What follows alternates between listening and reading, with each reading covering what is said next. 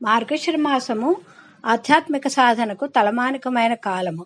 చాంద్రమానాన్ని పాటించే వారంతా కూడా సూర్యభగవానుడు ధనుర్రాశిలో ప్రవేశించిన నాటి నుండి ధనుర్మాసమని నెలగంటే అని చెప్పి ఇంటి ముంగిట రమణీయంగా రంగవల్లులను తీర్చిదిద్ది గొబ్బెమ్మలను గోపాలని ప్రతిష్ఠించుకొని అదే గోకులంగా భావించి ధనుర్మాస వ్రతం కూడా చేపడతారు.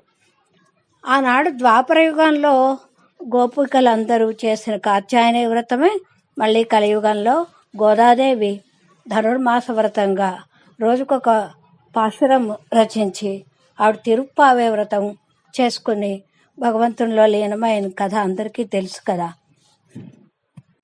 ద్వాపరంలో గోపికలంతా కలిసికట్టుగా ఎలాగైతే కాత్యాయని వ్రతం చేసుకున్నారో ఆ విధంగానే గోదాదేవి కూడా ప్రతి వారిని తనకు తోడుగా రమ్మనమని, తను మాత్రమే తరించాలని కాకుండా అందరూ తరించాలనే ఉద్దేశంతో అందరినీ మేలుకొల్పి ఆ శ్రీవిల్లిపుత్తూరే గోకులంగా భావించుకొని అందరూ గోపికలుగా భావించుకొని ఆ వ్రతం పూర్తి చేసుకుంది.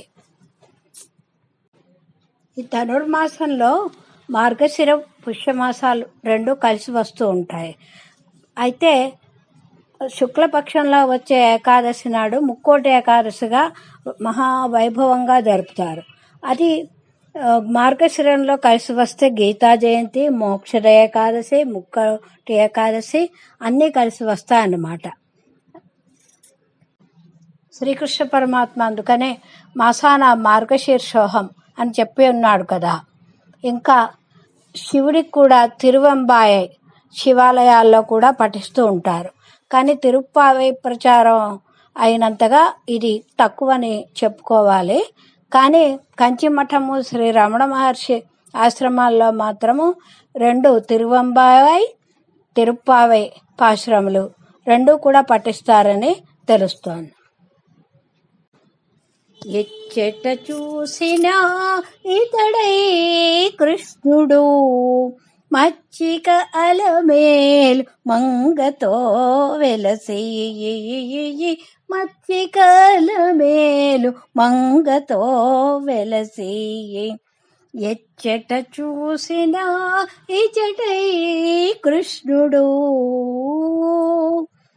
కొట్టరో ఉట్టులు గోపాల బాలురు, ఇట్టే కృష్ణుని ఎదుటను పట్టరో వారిలో పాలోనే తికిని, గట్టిగా జోరుగా కారేనిదిగో, గట్టిగా జోరుగా కారేనదిగో.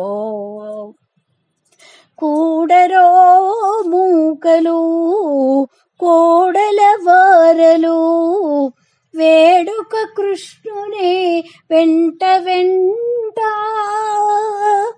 ఆడుతూ మెసగరో అటుకులు చకిడాలు, వాడల వాడల వరుసతోను, వాడల వాడల వరుసతోను. ఎచ్చట చూసినా ఇతడై కృష్ణుడు మచ్చిక అలమేల్ మంగతో వెలసి. ఈ అన్నమాచార్యుల వారి కీర్తనలో ఆ రోజుల్లో బాల్యం ఎంత హాయిగా ఉండేదో, ఆ చిన్న కృష్ణుడితో కలిసి అందరూ ఎంత హాయిగా విహరించారో తెలుస్తోంది.